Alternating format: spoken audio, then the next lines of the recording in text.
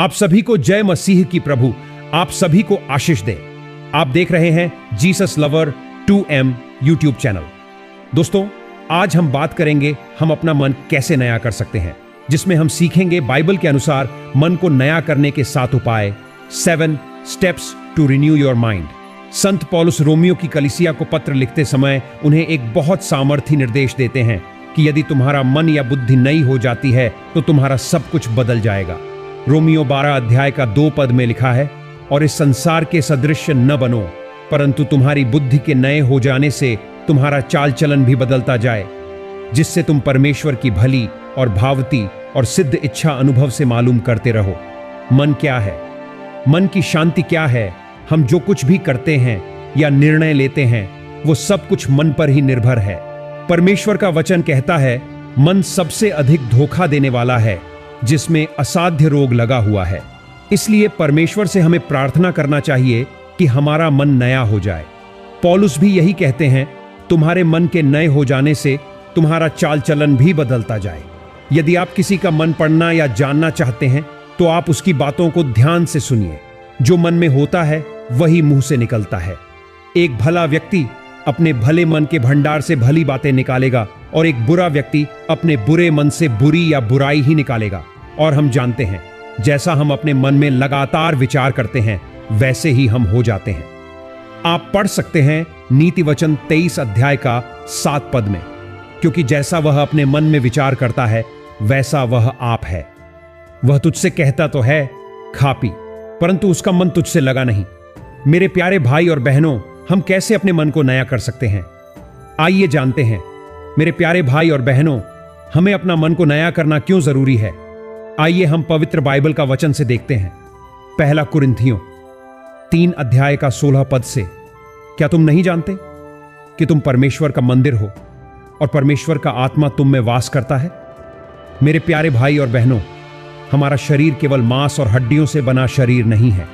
यह शरीर परमेश्वर का मंदिर है, जिसमें हमारा महान पिता परमेश्वर, राजाओं का राजा, हमें हर एक दुख परेशानी से बचाने वाले खुदाबंद रहते हैं।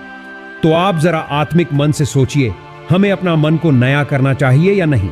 हमें अपने मन को साफ सुथरा रखना चाहिए कि नहीं? हमें गलत काम, गलत विचार, गलत बोलना, गलत सोचना, मुंह से गाली, चुगली, निंदा और झूठ बोलना, पाप करना बंद करना चाहिए कि नहीं? बिल्कुल चाहिए। हम सबको अपने मन को नया करना चाहिए ताकि हमारे मन साफ रहे और हमारे पिता हमारे मन में रहे, हमें हर पल रक्षा करे, हर एक परेशानी से बचाए रखे।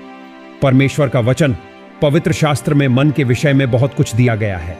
यहां हम 7 ऐसे मुख्य वचनों और तथ्यों पर चर्चा करेंगे जिसे करने से हमारा मन नया हो सकता है और उत्तम रीति से क्रियान्वित होकर स्वयं के लिए एवं समाज के लिए हमारे जीवन को आशीषित कर सकता है। नंबर 1, मन को परमेश्वर पर केंद्रित करें। यशायाह 26 अध्याय का 3 पद में लिखा है, जिसका मन तुझ में धीरज धरे हुए हैं उसकी तू पूर्ण शांति के साथ रक्षा करता है, क्योंकि वह तुझ पर भरोसा रखता है। परमेश्वर ही हमारे मन को भटकने से रोकने का उपाय है। यदि हम परमेश्वर पर पूरा भरोसा करते हुए धीरज धरेंगे, तब परमेश्वर हमें अलौकिक अद्भुत शांति प्रदान करते हैं। नंबर 2, हर बात में प्रार्थना करने की आदत विकसित करें। फिलिप्पियों 4 अध्याय का 6 और 7 पद, किसी भी बात की चिंता मत करो, परंतु हर एक बात में तुम्हारे निवेदन, प्रार्थना और विनती के द्वारा धन्यवाद के साथ परमेश्वर के सम्मुख उपस्थित किए जाएं। तब परमेश्वर की शांति, जो समझ से बिल्कुल परे है, तुम्हारे मन, हृदय और तुम्हारे विचारों को मसीह यीशु में सुरक्षित रखेगी। किसी काम में मन नहीं लगने के कारण यही है क्योंकि हमारा मन बहुत बात की चिंता करता है। लेकिन यदि हम उस चिंता से मुक्त होना चाहते हैं तो धन्यवाद करते हुए प्रार्थना करें, मन भी लगेगा और सफलता भी मिलेगी। नंबर 3, परमेश्वर के वचन में जड़ पकड़ते जाएं। कुलुस्सियों 2 अध्याय का 6 और 7 पद, सो जैसे तुमने मसीह यीशु को प्रभु करके ग्रहण कर लिया है, वैसे ही उसी में चलते रहो और उसी में जड़ पकड़ते और बढ़ते जाओ, और जैसे तुम सिखाए गए वैसे ही विश्वास में दृढ़ होते जाओ और अत्यंत धन्यवाद करते रहो।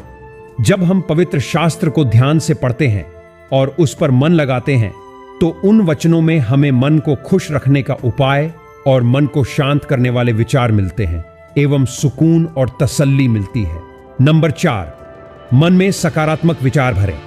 फिलिप्पियों 4 अध्याय का 8 पद, निदान, हे भाइयों, जो बातें सत्य हैं और जो बातें आदरणीय हैं और जो बातें उचित हैं और जो बातें पवित्र हैं और जो बातें सुहावनी हैं और जो बातें मनभावनी हैं, निदान, जो सद्गुण और प्रशंसा की बातें हैं, उन्हीं पर ध्यान लगाया करो। हम किसी भी विचार को बार बार दोहराकर अपने अवचेतन मन में भर सकते हैं। नंबर 5, बुद्धिमानों से मित्रता और संगति करें। नीति वचन 13 अध्याय का 20 पद, बुद्धिमानों की संगति कर, तब तू भी बुद्धिमान हो जाएगा, परंतु मूर्खों का साथी नाश हो जाएगा। कहते हैं जैसे संगत वैसी रंगत, बुरी संगति अच्छे चरित्र को बिगाड़ देती है। इसलिए मित्रता सोच समझकर और परमेश्वर के लोगों के साथ ही करें। नंबर 6, प्रसन्नता से वचन में ध्यान और मनन के लिए समय निकालें। भजन संहिता 1 अध्याय का 2 पद, परंतु वह तो यहोवा की व्यवस्था से प्रसन्न रहता और उसकी व्यवस्था पर रात दिन ध्यान करता रहता है। परमेश्वर का वचन मार्ग की ज्योति है, जीवन की रोटी है। जो अपना समय इसमें लगाता है उसका मन नया होता है और ऐसा व्यक्ति जिस काम में हाथ लगाता है वह सफल होता है। परमेश्वर के वचनों में मन को शांति देने वाले विचार भरे हुए हैं। नंबर 7, पवित्र आत्मा की सहायता मांगना। यूहन्ना 14 अध्याय का 26 पद, परंतु सहायक अर्थात पवित्र आत्मा जिसे पिता मेरे नाम से भेजेगा, वह तुम्हें सब बातें सिखाएगा और जो कुछ मैंने तुमसे कहा है वह सब तुम्हें स्मरण कराएगा। यदि आप सोचते हैं आपका मन शांत क्यों नहीं रहता या दिमाग को एक जगह कैसे रखें, तो याद रखें, पवित्र आत्मा हमारा प्रिय परमेश्वर एवं सहायक है। जब भी हम उससे सहायता मांगते हैं तो वह क्रियान्वित हो जाता है और हमारी सहायता करता है और सब कुछ नया कर देता है। शांत मन के फायदे अनेक हैं। जब हम परमेश्वर के वचनों को पढ़ते और मनन करते और उसे अपने जीवन में लागू करते हैं तो हमारा मन आशा से और उम्मीद से भर जाता है। हम उपयोगी और लाभकारी कार्यों को करने का निर्णय लेने लगते हैं। यदि आपको लगता है काम करने में मन नहीं लगता तो क्या करें, तो उपरोक्त बातों को अवश्य प्रयोग में लाएं। प्रभु आपको आशीष दे। आमीन।